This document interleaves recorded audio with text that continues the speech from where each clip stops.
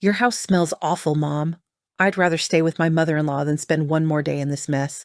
Those were the exact words my daughter Megan shouted at me 3 weeks ago as she dragged her suitcases across the living room of my modest home in Queens. I am 62, and I thought I had already faced every kind of pain life can bring. I lost my husband 23 years ago. I raised my daughter alone, working double shifts as a nurse. I also survived a gallbladder surgery in 2016 that nearly took my life. But nothing, absolutely nothing, prepared me for the anger and hatred in my daughter's eyes that Sunday, September 28th. Before I go on, please make sure you're subscribed to this channel and leave a comment telling us where you're watching from. We love hearing how far our stories travel. Let me take a step back because this story didn't start that day. Betrayal rarely happens all at once, does it? It often begins quietly with small actions that seem harmless, disguised as minor cruelties that you might overlook because a mother's love tends to hide the truth. For the past 8 months, since Megan, her husband Robert, and my 2 grandchildren, Lucas and Valentina, moved in with me temporarily after losing their apartment, I've noticed subtle shifts in my daughter. At first, they appeared to be innocent remarks. During New Year's dinner in front of my sisters and their families, Megan looked around my dining room and, with a seemingly innocent laugh, said, "Mom still has the same furniture from 1998. It's vintage, I suppose." Everyone chuckled. I laughed too, but a strange unease twisted within me. My sister Patricia looked at me with pity. Soon after, the comparisons began. Whenever they visited Sarah, Robert's mother, Megan would return with lengthy stories about her mother-in-law's mansion on the Upper East Side. Sarah has a garden with a fountain, a mom, and 3 full bathrooms. She would say this while looking at our single shared bathroom, as if it were a medieval outhouse. Valentina, my 10-year-old granddaughter, also started saying strange things. "Grandma Sarah has a house like in the movies." "Why is your house so small, Grandma Helen?" I took in every comment, swallowing them as if they were bitter pills. I told myself I was too sensitive, that Megan was stressed about her money issues, and that it wasn't personal. But on September 22nd, during Lucas's birthday dinner, my 8-year-old grandson, something definitely shifted. I had baked a homemade chocolate cake, Lucas's favorite since he was 3. I spent $300 on simple decorations, blue balloons, and a small piñata. I invited my sister and some cousins. Nothing fancy, but it was done with love, using the little money I could save from my pension. When Lucas blew out his candles, Megan took pictures and softly said so I could hear, "Next year, we'll have your party at Grandma Sarah's house. Something nice with professional clowns and a pool." Robert looked at her uncomfortably but said nothing. He was a quiet man who always avoided confrontations. I didn't realize at the time, but Robert was keeping his own secrets about why he tolerated my daughter's cruelty towards me. After the party, while I was washing dishes in the small kitchen that seemed to annoy Megan, I overheard her talking on the phone from the patio. Her voice had that secretive tone we use when speaking to someone who shares our less admirable feelings. "No, Sarah, I can't take it anymore. It's depressing living here. The walls are damp. The neighborhood is noisy, and Mom cooks with so much grease that all our clothes smell like fried food." I stood frozen, holding a plate in my hands. Soapy water dripped from my wrinkled fingers as my heart broke while listening to my only daughter, the child I cared for 2 years and carried for miles when we couldn't afford the bus fare, describe me and my home as places she wanted to escape from. Sarah replied with something I couldn't quite catch, but Megan's laughter was clear and sharp. "You're right. It's time for Mom to realize her place. We deserve something better." That night, I quietly cried in my room, biting my pillow so they wouldn't hear. I wondered where I had gone wrong as a mother. I remembered all the nights I skipped dinner so Megan could have new school supplies. The 3 jobs I was working at the same time when she was in that private university she wanted so badly. The partial scholarship didn't cover everything, so I made up the rest by cleaning offices early in the morning after my shifts at the hospital. On September 25th, Megan began packing. She didn't try to keep it quiet. She left boxes scattered across the living room, sighed heavily every time she folded clothes, and made loud remarks about finally leaving and starting fresh somewhere decent. Valentina and Lucas looked at me with confusion. One afternoon, Lucas hugged me crying and asked if they had done something wrong, if that was why they had to leave. "No, my love," I whispered, gently stroking his brown hair. "Adults sometimes make complicated choices, but Grandma will always love you." "Okay." Valentina, who was more observant than her brother, told me something that still haunts me. "Mom says Grandma Sarah's house is better, but I don't want to leave Grandma Helen. You make the best quesadillas here. Then, on Sunday, September 28th, the day arrived. The day that will stay with me forever as the day my daughter humiliated me in front of our entire family. It was noon.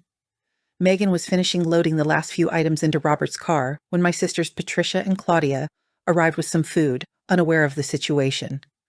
The atmosphere was so tense it felt heavy enough to cut with a knife. Robert carried the suitcases, avoiding my gaze. The children remained silent, frightened.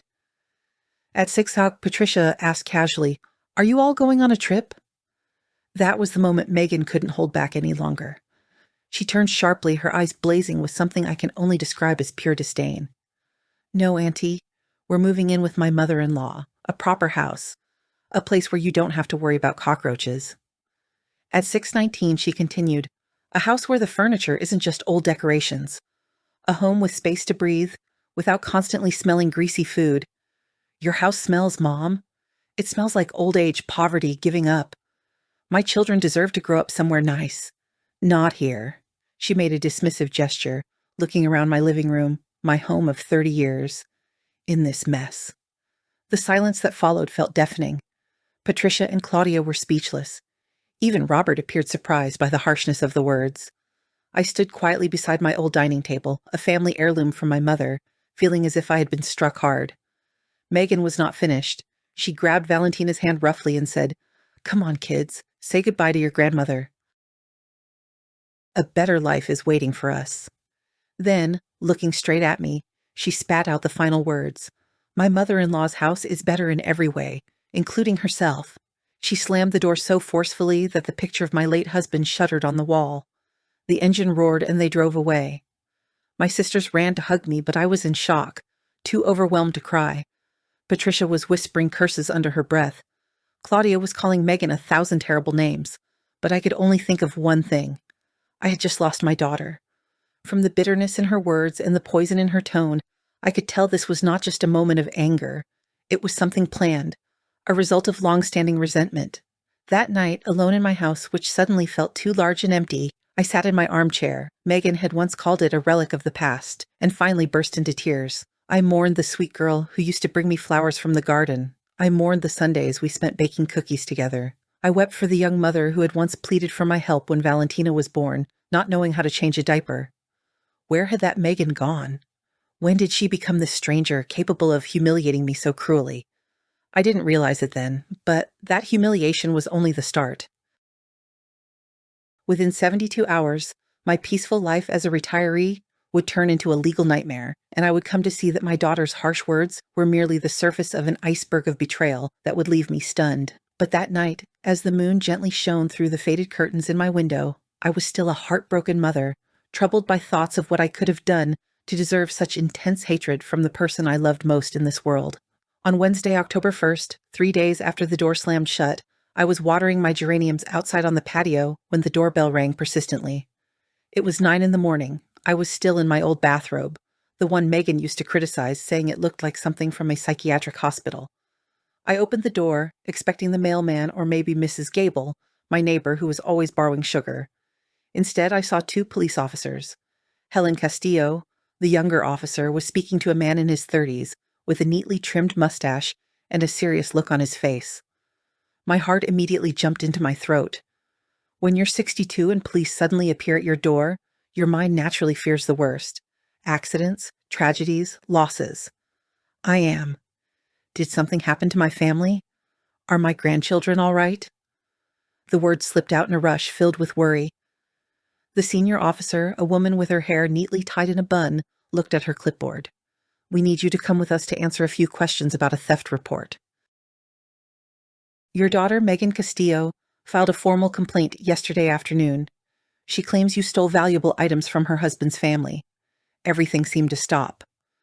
My hands began to shake as I held onto the doorframe. Theft? My own daughter was accusing me of being a thief. There must be some mistake, I stammered, feeling my face go pale. "I have never stolen anything in my life." The officer spoke in a calm, professional tone, but not unfriendly.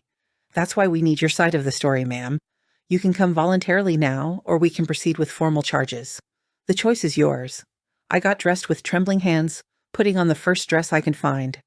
I called my sister Patricia from the bathroom, whispering anxiously that the police were at my house and that Megan had done something terrible. Patricia yelled so many swear words that I had to pull the phone away from my ear, but she promised to meet me at the police station. In the patrol car, as I watched the streets of my neighborhood go by, I tried to make sense of how ridiculous the situation was. Theft. What could I have possibly taken? I had been living with Megan and her family for 8 months. I never touched their belongings without asking. I never went into their room unless they asked me to. I respected their privacy even while they were living in my house, eating my food, and using my utilities without paying a dime in rent. At the police station, they kept me waiting for 40 minutes in a cold room that smelled of cheap disinfectant and burnt coffee. Patricia arrived angry, hugging me as if I'd just been accused of murder. Finally, we were called into a small office where a middle-aged detective named Ortega was carefully examining some papers, his expression serious. "Mrs. Castillo, your daughter claims that you took a jewelry set from her luggage, including a pearl necklace, diamond earrings, and a white gold bracelet.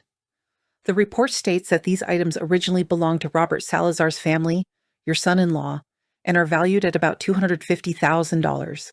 Are you aware of these pieces?" The room seemed to spin. $250,000.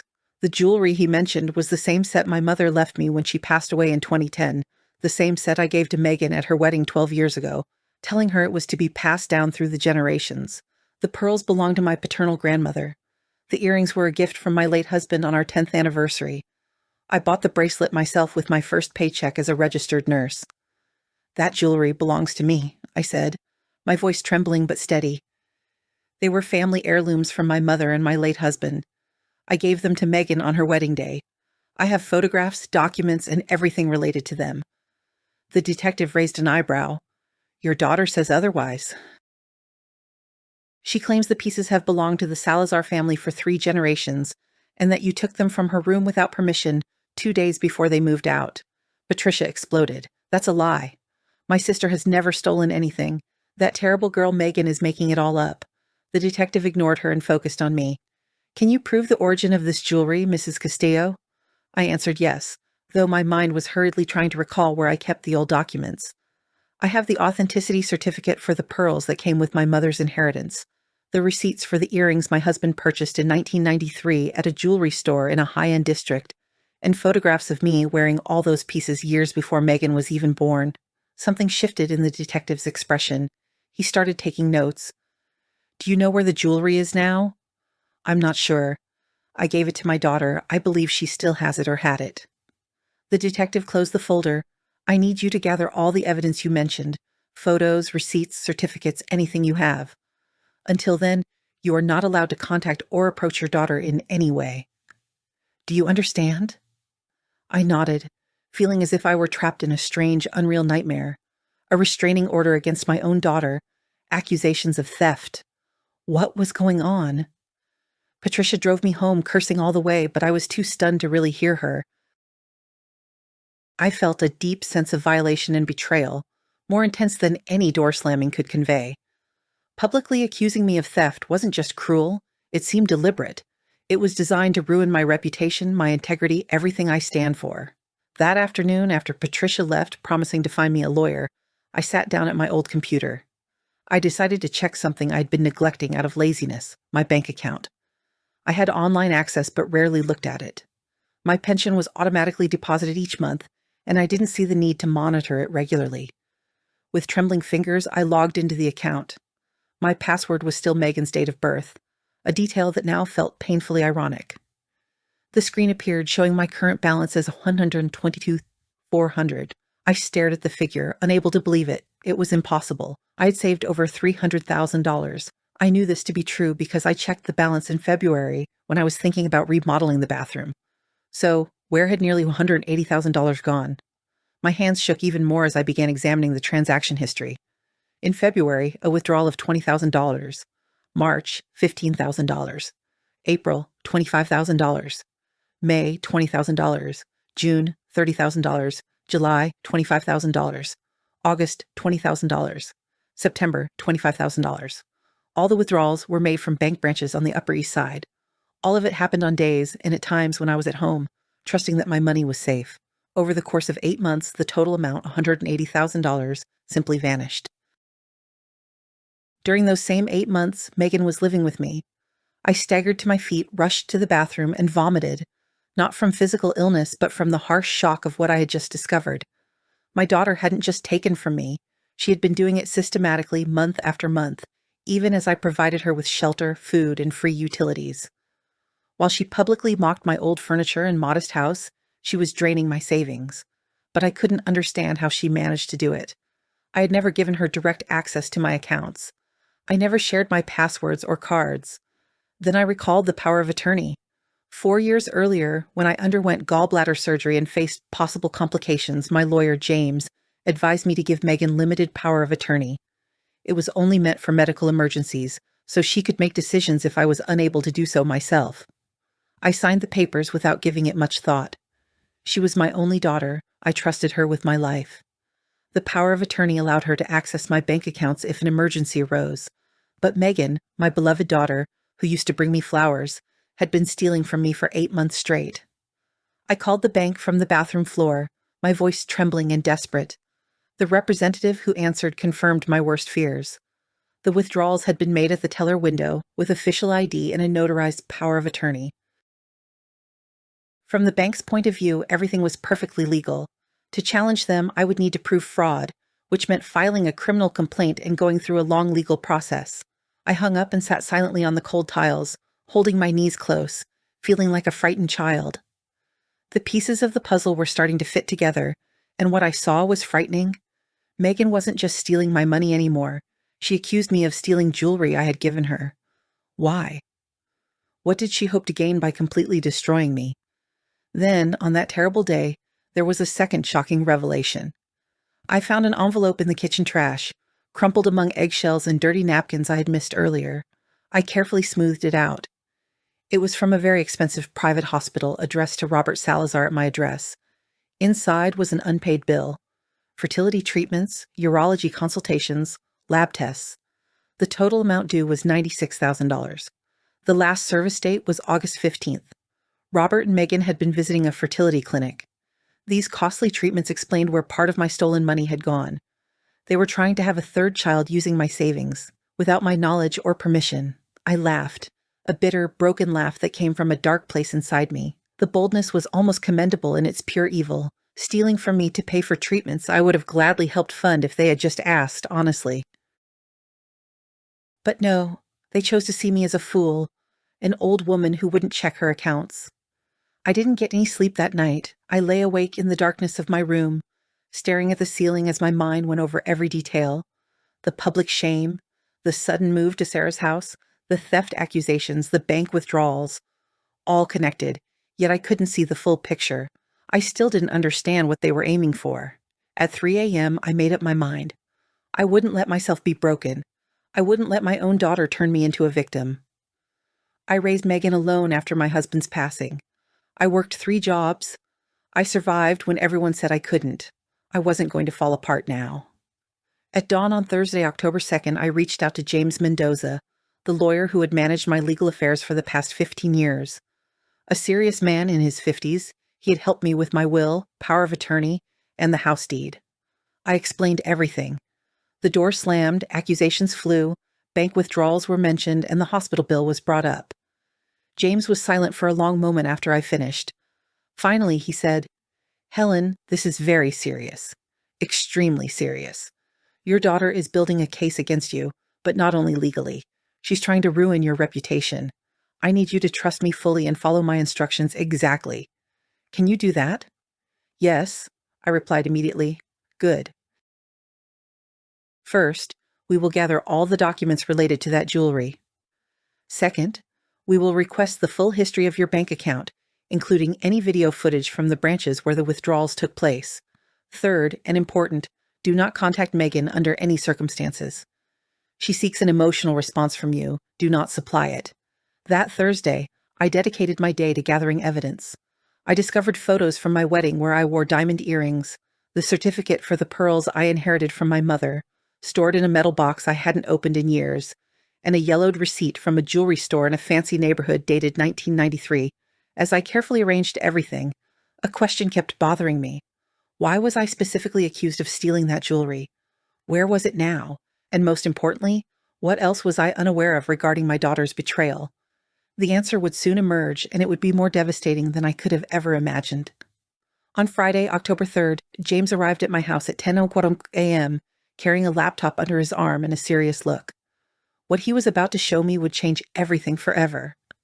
"Helen, I got some information through a contact at the prosecutor's office," he said as he began opening his computer on my dining table. "Normally, a court order would be needed for access, but since you filed a counterclaim for bank fraud, we were able to review the full file Megan submitted against you, and there is something else." I sat facing him, my hands folded in my lap to stop them from trembling. James turned the screen toward me. It showed screenshots of WhatsApp conversations between two contacts, Megan and her mother-in-law, Sarah. A forensic technician recovered these messages from the phone Megan provided as evidence, not realizing they also revealed something else. Read this carefully. I understand it may be upsetting. The first messages were from February, exactly when the suspicious withdrawals from my account started. Megan typed, "Sarah, I made the first withdrawal, $20,000. Mom doesn't even check her account. Is she really that careless with money?" Sarah responded, "Good, dear. Keep it all in cash. When we have enough, we'll move forward with the plan. Your mother cannot live in that house forever. It's a waste of an asset." My stomach twisted as I kept reading, unable to stop even though each word felt like a stab. "March, Megan? Today I withdrew another $15,000. Robert is asking if that's okay. I told him you advised me to do it, that it's for our future. Sarah, Robert is weak. That's why he needs strong women to make decisions. Your mother owes you this after the mediocre years she gave you. My grandchildren deserve a better inheritance than a dilapidated house in Queens. April, Megan. Sarah." Sometimes I feel guilty. Mom worked her entire life for those savings. Sarah, don't be sentimental. She's old. What does she need so much money for? She'll pass away and leave it to the government or some institution. It's better to secure your children's future. You're her only heir anyway. You're just speeding up what's bound to happen. Megan, we took out the fertility hospital bill in Mom's name without her realizing it. I left it in the trash so Robert will find it later and believe it was an accident. That way, when he discovers everything, he'll think we were also victims. I placed my hand over my mouth. Even that was part of the plan, letting me find the hospital bill as if it were an oversight, when in fact it was just another step in our manipulation. June. Sarah, Megan, I have the jewelry. I took it to my trusted jeweler. They could sell it for at least $200,000. Those pearls are antiques. They are worth more than your mother suspects. Megan, perfect. When you sell them, we will transfer the money into the account we set up in Panama. Mom will never find out. And if she asks about the jewelry, we'll just say I lost it during the move. July. Megan, Sarah. Last night, Mom cooked dinner for my birthday. She baked my favorite carrot cake. She hugged me and told me she loved me no matter what. I nearly started to cry. Sarah, stay strong. It's all just emotional manipulation.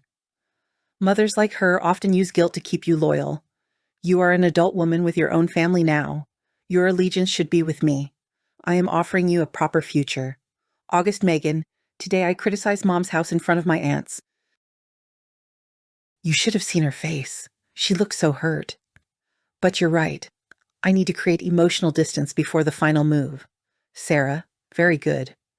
The more you humiliate her publicly, the less likely she is to be believed when she tries to defend herself. No one will trust an angry, bitter old woman claiming her own daughter rejected her. September. Megan, I've now collected $180,000 plus the jewelry money. There is $200,000 in Panama. When will we get the medical certificate, Sarah? Next week, my friend Dr. Wallace will sign the evaluation papers. He will state, your mother is showing signs of senile dementia and paranoid behavior. With that and the power of attorney you already have, we can transfer the house into your name. She will sign it without fully understanding, thinking it's just hospital documents. My vision blurred and I took a deep breath, trying not to faint. James handed me a glass of water with trembling hands. Keep going. Is there more? He muttered. September 20th, Megan. Sarah. The doctor's plan failed. Mom found out. When we arrived at the office, she secretly recorded everything on her phone. She said she felt unwell and we left. Now she is suspicious. Sarah. Then we speed up our plans. Move in here immediately. We prepare the public scene we discussed. We accuse her of stealing my family jewelry. With a police report and your testimony, she will be legally discredited. Afterwards, the old woman will be committed to a psychiatric institution through a court order. Robert will eventually inherit the house because he is your husband. Simple. September 27th. Megan, tomorrow I will tell her everything I believe about how her house stinks, that I would prefer to live with you in front of my aunts for maximum effect. Then we will proceed and begin the legal process, Sarah. Perfect. Remember, do not show any weakness. She is an obstacle to the life you deserve. The $2,400,000 she has saved in her investment account will become yours once we declare her incompetent. Think about your children. I was frozen with shock. $2,400,000. Sarah knew about my long-term investment account, the one I opened 15 years ago with money from selling my late husband's car, along with my savings. Only James and Megan knew about this account because it was designated as my main inheritance, the account I intended to leave to my daughter when I passed away. James closed the laptop. His expression showed both disgust and sorrow. Helen, your daughter planned this for months. It wasn't a sudden emotional outburst. It was a carefully planned conspiracy to take everything from you, your savings, your jewelry, your house, your freedom. Sarah is the mastermind, but Megan willingly took part in every step of the process. Eventually, tears appeared, not from sadness but from anger, a fierce rage that surged through me like hot liquid fire. My daughter didn't only betray me, she betrayed me for money. She practically put a price on me, $2 or $400,000, along with a house valued at $3 million. To Megan, my life was worth $570,000. There's more proof. James kept pulling documents from his briefcase. I looked into Sarah's situation just as you asked. Her mansion is heavily mortgaged. She owes $1,200,000 to the bank and has fallen 2 months behind on payments. Robert lost his job as a sales manager in March, not June as they had claimed. He's been out of work for 7 months. Megan hasn't worked since Lucas was born 8 years ago. They are completely broke financially. And then it hit me, the final piece of the puzzle. They didn't move into Sarah's house for luxury. They moved because they had no other choice. The mansion was just an illusion, a shiny trap. Sarah needed my daughter's money to save her house from foreclosure, and my daughter needed to manipulate me to get that money. I asked in a shaky voice, "What happened to the jewelry?" James sighed heavily. Sarah sold them to a jeweler in a fancy district on June 28th. I had a copy of the sale receipt showing $210,000. The money was transferred directly into an account in the Cayman Islands under a shell company registered in Robert's name, simply money laundering. My own daughter had sold the jewelry I had given her, the pearls from my grandmother and my anniversary earrings, sold to finance her betrayal. Now she was accusing me of stealing them to hide her lies and the fake medical certificate. I remembered that terrible day 2 weeks ago. Dr. Arthur Wallace has a reputation for issuing fake diagnoses. Sarah paid him $50,000 upfront to falsely certify her supposed dementia. I have bank statements to prove it. When you decided not to sign and recorded the consultation, you disrupted that part of the plan. That's why they sped up everything by making a dramatic move in the police report. I stood up and looked out the window. Outside, life continued as usual. Mrs. Gable was sweeping her sidewalk. Mr. Arnold was washing his old car. The baker rode by on his bicycle, shouting out his goods. Everything seemed so normal while my world was falling apart. James, I want to sue them both. For fraud, theft, conspiracy, and everything else we can legally pursue. I've already prepared the papers, he said, opening his briefcase again. But Helen, you need to understand something. This will forever damage your relationship with Megan. There will be no going back. She might go to prison. She could lose custody of the children for a while. Your family will be torn apart. Are you ready to face those consequences? I thought about Valentina asking me why my house was so small. I thought about Lucas hugging me as he cried. I remembered little Megan bringing me flowers from the garden and telling me I was the best mom in the world. I reflected on all the nights I worked tirelessly to give her a better life. Then my thoughts turned to their messages. Mom is so careless.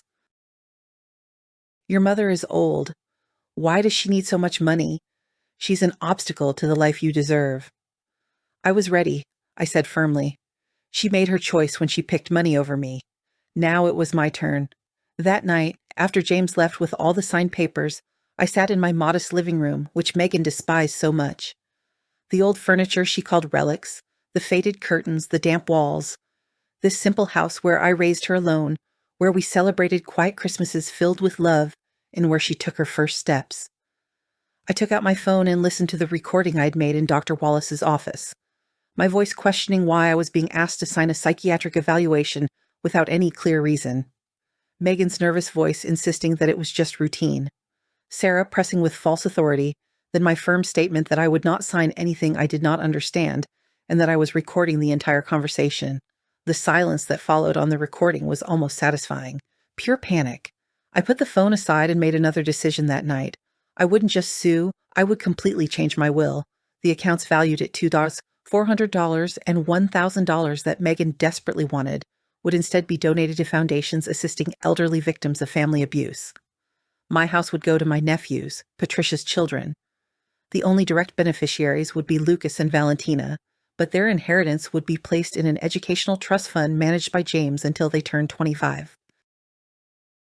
Megan would not see a single dollar of my inheritance, now or ever. The next morning, Saturday, October 4th, James officially filed the countersuits. Bank fraud, aggravated theft, forgery, conspiracy to commit fraud. The charges were severe. Megan and Sarah faced the possibility of 5 to 12 years in prison if they were found guilty.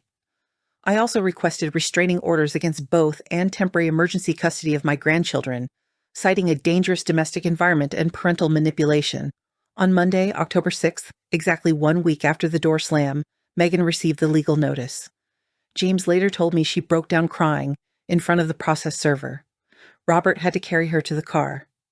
That day, she called my phone 37 times, leaving increasingly desperate voicemails, first angry, then pleading, and finally hysterical. I did not answer any of them. Following James's advice, I remained completely silent, believing it was my strongest response. That night, Patricia called me. Helen Megan also contacted me. She was a wreck. She said it was all Sarah's idea, that she was only following orders, that she loves you and never truly wanted to hurt you. Did you read the transcripts of the messages I sent you? I asked coldly. Yes. Then you know she's lying. Megan made every decision herself. No one forced her to steal from me for 8 months. No one made her sell her grandmother's jewelry. She's an adult and is responsible for her choices. Now she must deal with the consequences. Patricia took a deep breath and sighed. You're right. I just wanted to confirm that girl is dead to me too. As I hung up, I looked at the photographs on my wall. Megan at every stage of her life. Baby, child, teenager, radiant bride, new mother. In each picture I was there, holding her, hugging her, celebrating her. I wondered when she became a stranger. Was it a slow change, or was there a specific moment when the daughter I loved vanished and this new person, capable of such betrayal, was born? I would never know the answer. And honestly, it no longer mattered. What mattered was that I finally saw clearly. And what I saw was war. A war I did not start, but was determined to end. On Tuesday, October 8th, I received a call that made my blood run cold. It was Valentina, my 10-year-old granddaughter, crying uncontrollably on the other end. Grandma Helen, Mom says you're very sick. She says you have a sickness in your head and that you don't remember us anymore. Is that true? Don't you love me anymore? My heart shattered hearing her tiny, broken voice. My dear, listen to me very carefully. Your grandma is completely healthy. I am not ill. I love you more than anything in this world. Where did you hear that? Yesterday, Mom and Grandma Sarah sat us down. They said you've gone crazy, that you're saying hurtful things about us that aren't true, that you stole things from Grandma Sarah, and that's why the police are coming to take you to jail. Lucas is very scared. I'm scared too, Grandma. My hands trembled as I held the phone. Megan was using my grandchildren as tools to hurt me psychologically. She was poisoning their minds and making my image seem awful to justify her betrayal in their eyes. Valentina, none of that is true. Your mother is very confused right now, but I need you to understand something very important. Your grandma has never stolen anything. I love you and Lucas with all my heart. Do you believe me? There was a long pause, then a soft sob. I do believe you, Grandma. Mom has been acting very strange. She yells a lot, cries at night, and Grandma Sarah is, well, she's not very kind. She's always scolding us. She says we make too much noise and that we're ruining her beautiful house. She won't let us play outside anymore." Before I could reply, I heard Megan's angry voice in the background. "Valentina, who are you talking to? Hand me that phone now." The call was suddenly disconnected. I tried calling back, but the number was blocked. I called James right away, my voice trembling as I explained what was happening. This was no longer about money or property. Megan was psychologically harming her own children to create a victim story. "Helen, this is serious," James said firmly. "Parental alienation. We can present this in the custody hearing. Start recording all calls now. Keep a detailed record of everything." Later that same afternoon, James arranged an emergency psychological assessment for Lucas and Valentina through Child Protective Services. He argued that they were being subjected to intense emotional manipulation in an unstable home environment. The judge reviewing the message exchanges between Megan and Sarah approved the evaluation, scheduled for Friday, October 11th. Meanwhile, I looked further into the attempt to have me declared mentally incompetent. It became clear that Sarah had carefully planned the entire scheme. On September 13th, 2 weeks before the door slammed shut, Megan invited me to have lunch, saying she wanted to apologize for some of her recent harsh comments. I naively agreed and was pleased. She took me to a restaurant near Dr. Wallace's office. Halfway through the meal, she pretended I had mentioned feeling dizzy in the past days. I had never said such a thing. She insisted we make a quick stop at a doctor's office nearby, belonging to a friend of hers, just to check for any blood pressure problems. When we arrived, papers were already prepared. Dr. Wallace, a man in his 50s with an oily smile, started asking me unusual questions. "Do you remember what you ate for breakfast today? Can you tell me today's date? Do you recognize your daughter?" Something in his tone made me suspicious. It sounded overly patronizing, as if he were speaking to a small child. I quietly took out my phone and turned on the recorder, hiding it under the table. "Doctor, why are you asking these questions?" "I came for a blood pressure check, not a mental assessment." Megan quickly interrupted. "Bawa, Mom, it's just routine." "Just answer, please."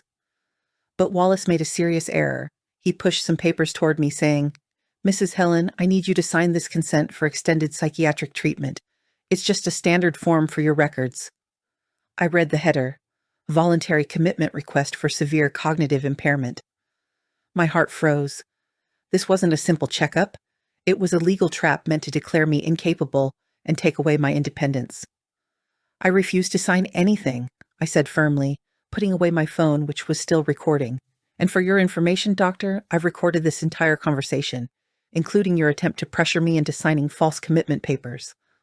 Wallace's face turned white as a sheet. Megan suddenly stood up, knocking over her coffee. At that moment, Sarah, who had been waiting outside, came in and asked what was wrong. The three of them exchanged worried glances. "This meeting is finished," I said firmly, rising with confidence, "and you can expect to hear from my lawyers." I left the office, my hands trembling yet feeling victorious. That recording was invaluable. It captured a criminal scheme as it happened. Trying to falsely declare someone as mentally ill to take away their legal rights is a serious federal offense. 3 weeks later, that recording became a key part of the legal case. James had submitted it to the authorities along with proof of the $50,000 Sarah paid Wallace. The doctor was also facing separate charges for forging medical documents and had already been temporarily suspended from practicing. On Thursday, October 10th, just a day before my grandchildren's psychological assessment, something unexpected occurred. Robert appeared at my door around 8 p.m. He looked thin, with dark circles under his eyes and creased clothing. He had lost a significant amount of weight. "Helen, please, I need to speak with you." He begged as I opened the door just a little. "I know I don't deserve your time, but please just 5 minutes." Despite my better judgment and probably going against James's orders, I decided to let him come in. He slumped on the sofa like a defeated man, his head in his hands. "Everything got out of control," he started in a broken voice. "I never wanted it to go this far. My mother, Sarah, can be very persuasive and manipulative. I lost my job in March. We ran out of money. We were desperate. Sarah offered us a place to stay if we helped her with her financial issues." "Then you decided to rob me?" I asked coldly. "Not initially," he replied. "At first, we only planned to ask for a loan. But Sarah convinced Megan that you would never lend us money willingly, that you were stingy and hoarding millions while your daughter suffered." Every conversation was filled with poison, Helen. She has been turning Megan against you for months. Megan is an adult and makes her own choices. I understand, Robert finally said, meeting my gaze. I'm not excusing her. What she did is terrible. But there's something you should know. Sarah has a backup plan. If we don't win the legal case, she will fight to get full custody of Lucas and Valentina. She has expensive lawyers. She'll claim that Megan is an unbalanced mother because of you. She will argue that the children need stability, which only she can provide. Then she'll use the kids as leverage to pressure you into negotiations. I felt sick, taking the children away from their own mother. Sarah doesn't see the children as people. She regards them as assets or bargaining tools. If she controls them, she controls Megan. And if she controls Megan, she eventually controls you. Why are you telling me this? Robert paused to take a deep breath. Because I'm tired of being a coward. Because our children deserve better than to grow up in a toxic environment. And because you were always kind to me, Helen, when everyone else saw me as a failure for losing my job, you made me coffee and reassured me that things would improve. I never forgot that. I stayed quiet, thinking over what you said. Robert then added, I will testify for you at the hearing. I plan to tell them everything. The thefts, Sarah's manipulation, the jewelry sale, everything. Megan will probably hate me forever. My mother might disown me, but it's the right thing to do. Does Megan know you're here? No. She thinks I went out to buy cigarettes. She's been crying in her room for 2 hours. Today, Sarah yelled at her, calling her useless, saying she ruined the perfect plan, and that because of her, they are going to lose everything. My mother's house will be foreclosed on by the bank in 30 days.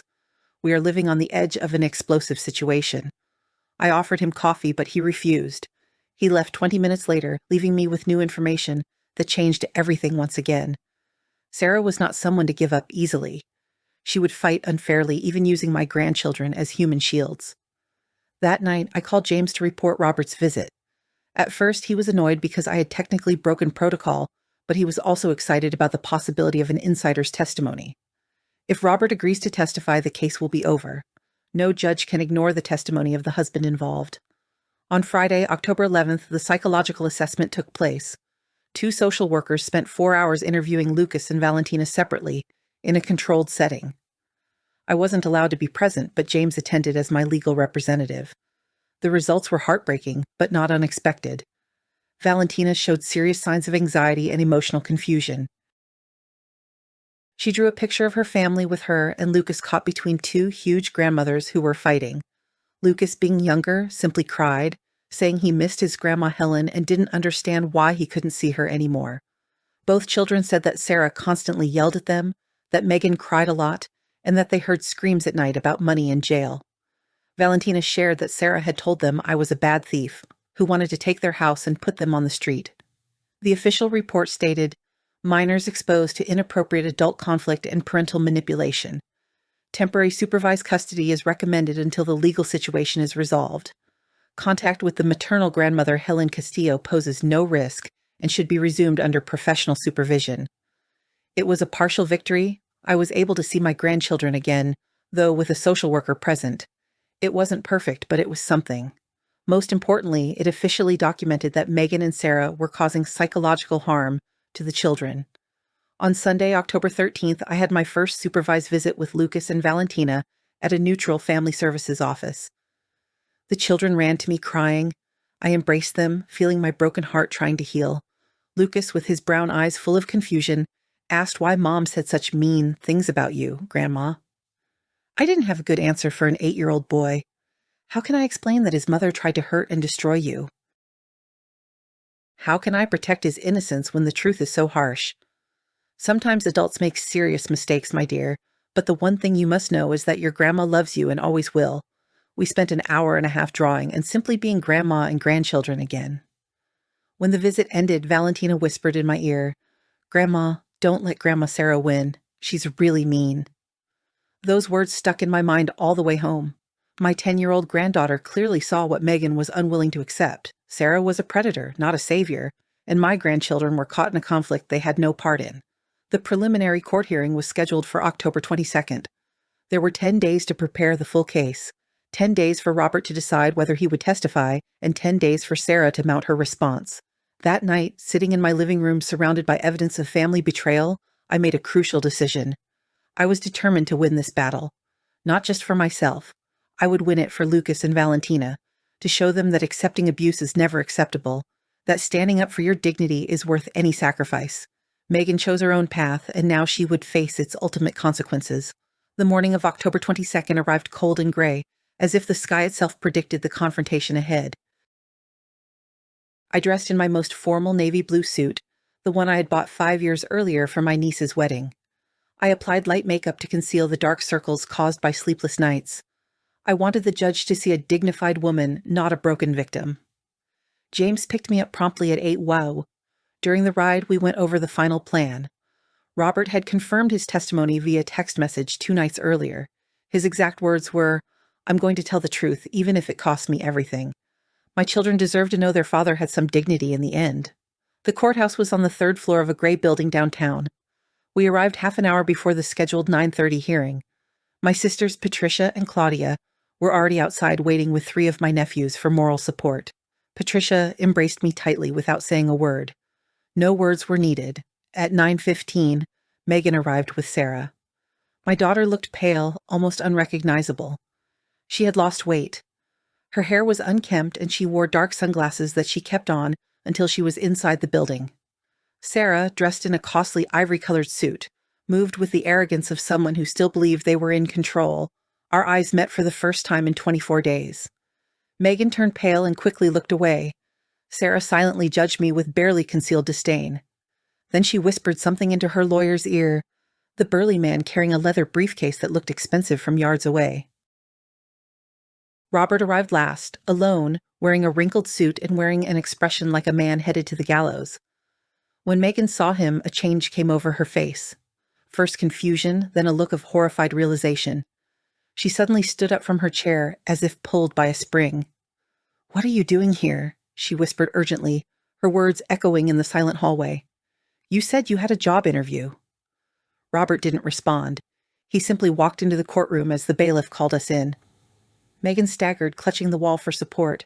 Sarah grabbed her arm firmly, whispering something I couldn't hear, but it caused my daughter to start trembling visibly. The judge was a woman in her 50s named Beatrice Mendoza, known for being fair yet relentless in cases involving family fraud. She studied the files for several minutes before speaking. This is a very complicated case, involving several serious allegations: bank fraud, aggravated theft, forging medical documents, and manipulating minors. We will first hear from the plaintiff, then the defendants, and finally the witnesses. Are both parties ready? James and Sarah's lawyer nodded. The hearing then started. James presented his case step by step. The unauthorized bank withdrawals, $180,000 over 8 months.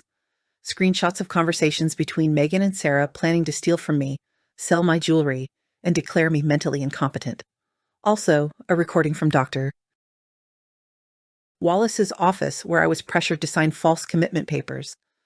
The bank records confirming the $50,000 payment from Sarah to Wallace, the sale of my inherited jewelry for $210,000, and the offshore accounts. Each piece of evidence was submitted with thorough and accurate documentation. There were old photographs from my wedding showing me wearing diamond earrings, certificates of authenticity for my mother's pearls, dated 1982. Original receipts, though yellowed, were still clear. Bank statements highlighted every fraudulent transaction. Judge Mendoza listened carefully, his expression growing more serious. Sarah shifted uncomfortably in her seat. Megan kept her eyes fixed on the table, tears quietly falling beneath her glasses. Then it was my turn to speak. I stood up, my legs shaking but my voice steady. "Your Honor, I raised my daughter alone after losing my husband at 39. I worked 3 jobs to pay for her private education. I skipped meals so she could have new school supplies. I loved her without conditions for 35 years. When they lost their apartment, I welcomed them into my home without hesitation. I provided shelter, meals, and free utilities for 8 months. Throughout that time, my daughter repeatedly stole from me and publicly humiliated me for living in a modest house." My voice wavered, but I kept going, saying, "I am not here because of the money. I am here because they tried to have me wrongly declared demented so they could commit me and take control of everything I've built over 62 years of honest work. They used my grandchildren as emotional tools, filling their minds with lies about me. This was not a simple mistake or misunderstanding. It was a carefully planned conspiracy over months designed to destroy me. I sat down, feeling all eyes on me. Patricia was openly crying in the gallery. Sarah's lawyer, a man named Wilkes, tried to challenge the evidence by claiming the WhatsApp conversations were taken out of context. He argued that the power of attorney granted Megan the legal right to access my accounts and insisted that the jewelry actually belonged to the Salazar family. However, James countered every point with additional proof. Expert handwriting analysis confirming the authenticity of the conversations, and the jeweler who sold the pearls describing the exact pieces seen in my wedding photos. There were also official records showing the power of attorney was strictly for medical emergencies and did not authorize discretionary bank access. Then came the moment that changed everything. James called Robert to testify. My son-in-law stepped forward like a man condemned. Megan sobbed openly. Sarah became stiff, her jaw clenched, her eyes blazing with anger. Robert took the stand and swore to tell the truth. Then, in a steady but clear voice, he began to admit, I lost my job in March. Not in June, as we told Helen. We were broke financially. My mother, Sarah, offered us a place to stay at her house in exchange for helping her settle her debts.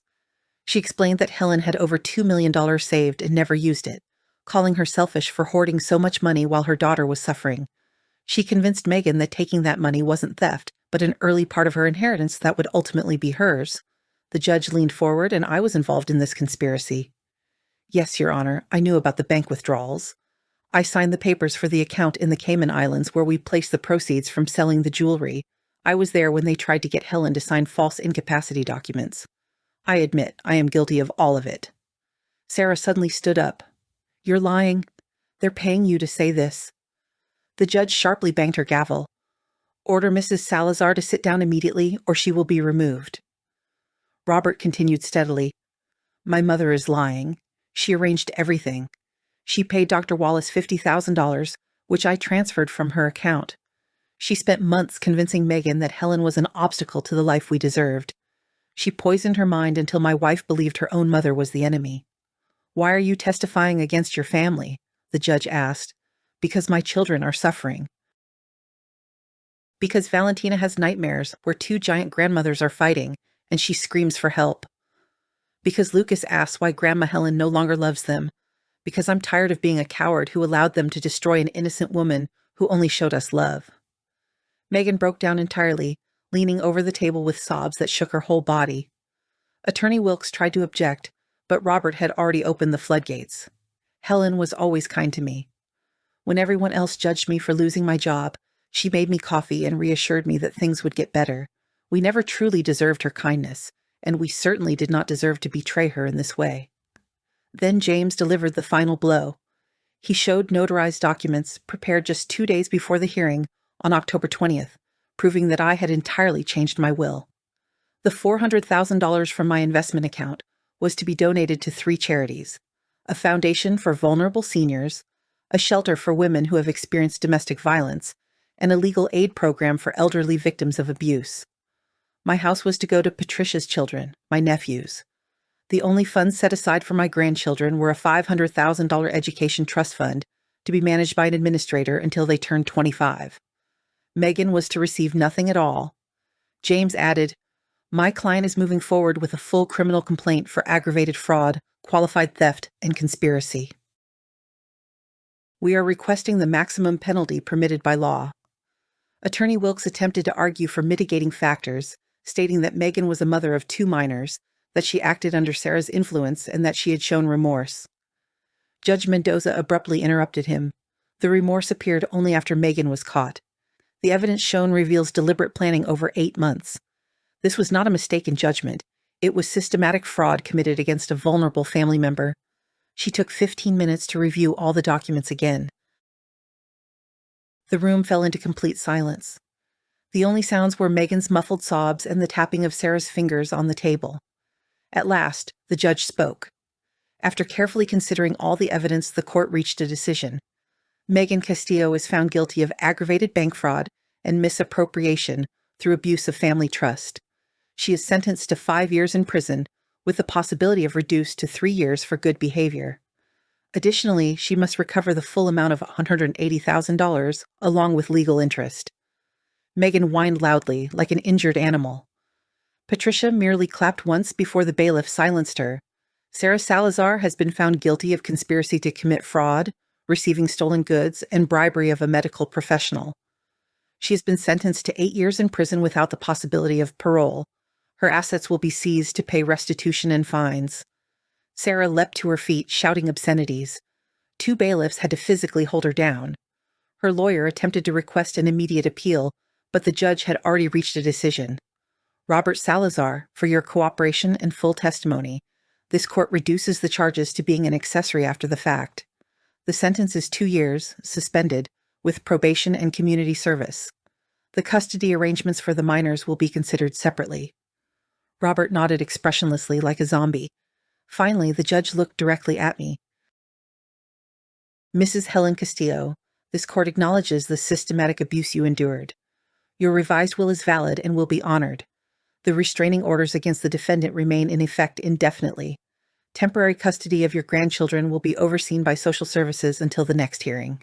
She struck the gavel. Case dismissed. The defendants will be held in preventive custody while an official appeal is underway. Everything suddenly erupted. Megan rushed toward me, shouting, "Mom, forgive me, please don't do this." But the bailiff blocked her way. Sarah was cursing loudly as she was being led away. Robert simply sat with his head bowed, unable to speak. I felt no triumph, no satisfaction. Instead, there was a profound emptiness where my love for my daughter had once been. The woman crying uncontrollably as she was handcuffed was a stranger to me. The sweet girl who used to bring me flowers had long ago passed away, replaced by this stranger capable of such deep betrayal. I left the courthouse surrounded by my sisters and nephews. Outside, reporters shouted questions at me. The case was scandalous enough to draw media attention, about a daughter who tried to steal millions from her widowed mother and have her declared insane. I didn't answer any of their questions. I simply got into James' car and asked him to take me home. To my modest house with the old furniture Megan had despised so much. My home, which was now finally completely mine again. That night, alone in my living room, I opened a bottle of wine I had been balconing for a special occasion. I toasted myself for surviving, for keeping my dignity when they tried to break it, for proving that underestimating an old woman is a fatal mistake. My phone rang 30 times with calls from unknown numbers, probably Megan calling from prison. I didn't respond. I had nothing more to say to the woman who was once my daughter.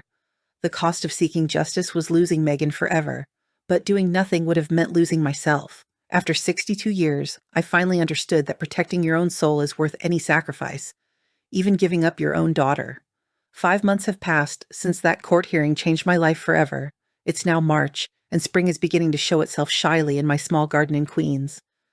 The geraniums I planted in January are blooming with bright colors that seem to celebrate my new beginning. I'm sitting outside on my patio this Saturday afternoon, drinking coffee and watching butterflies flutter among the flowers. The same house Megan once called a pigsty now feels like a safe place. I remodeled the bathroom with part of the money the court ordered me to get back.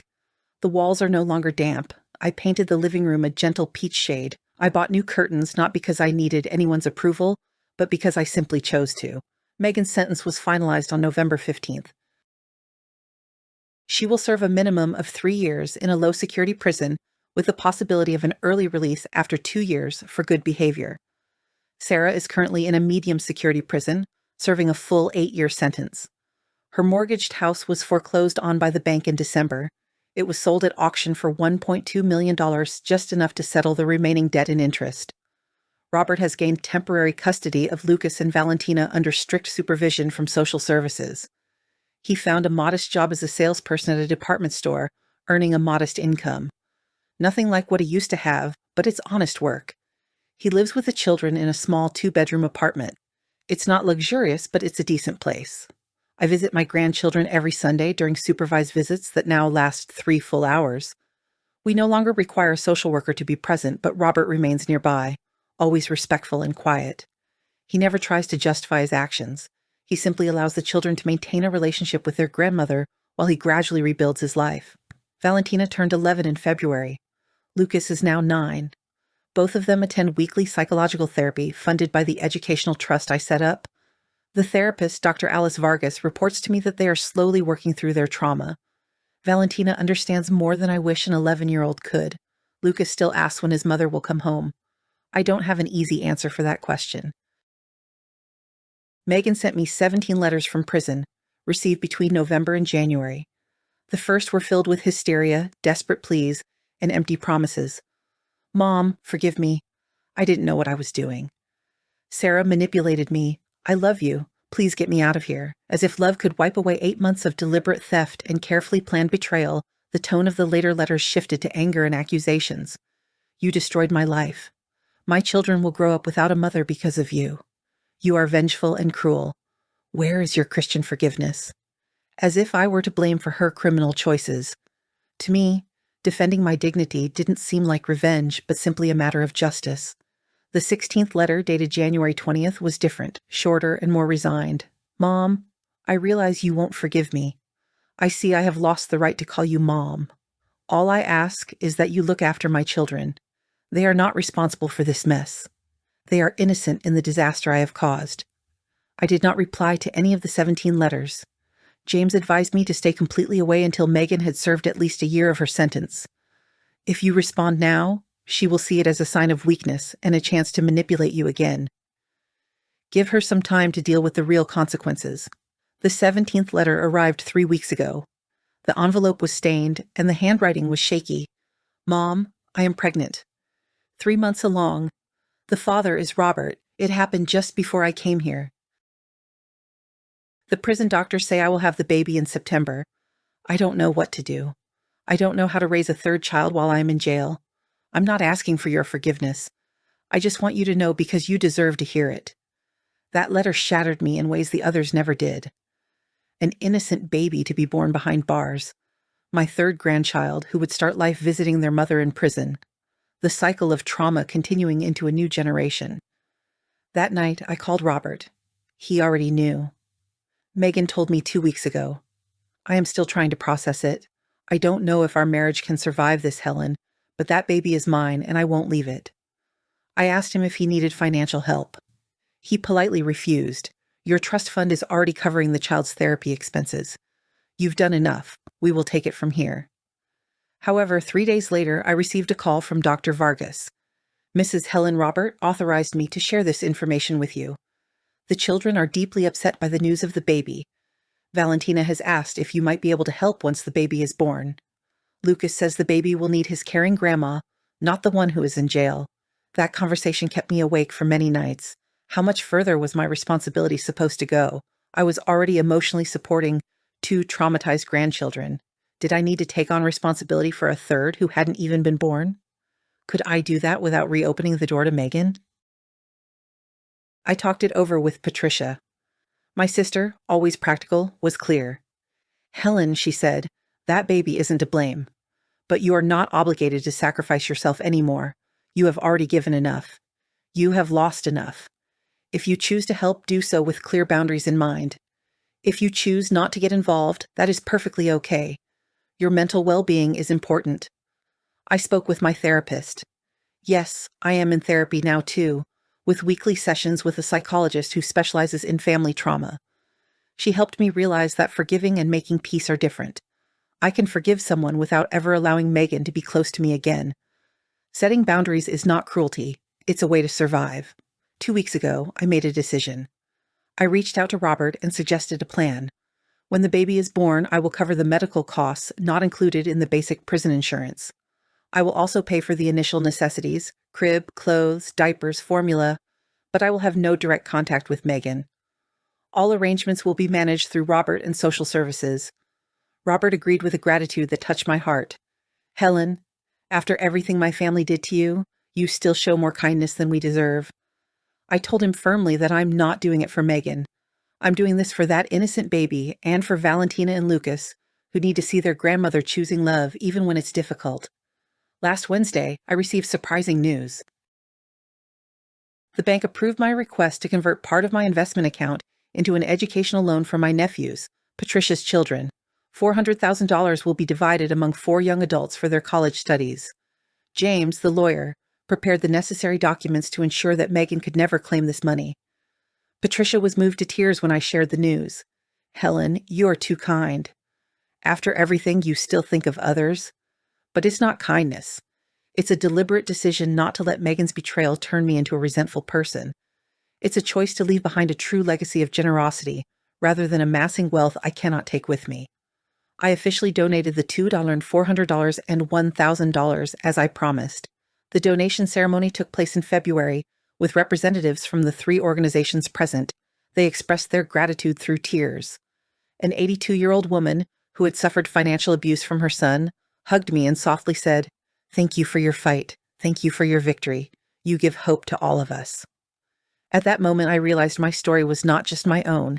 It belonged to thousands of seniors who have been mistreated by family members who should have protected them. My success was a victory for everyone in similar situations.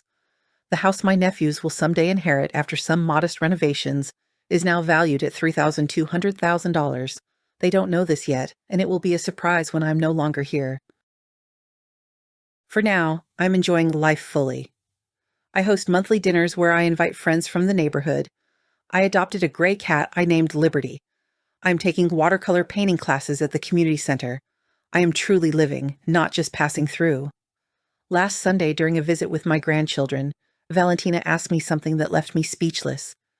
"Grandma, do you still love Mom even though she's in jail?" The question was like stepping on a landmine. Lucas stopped playing with his cars and looked at me, waiting for an answer.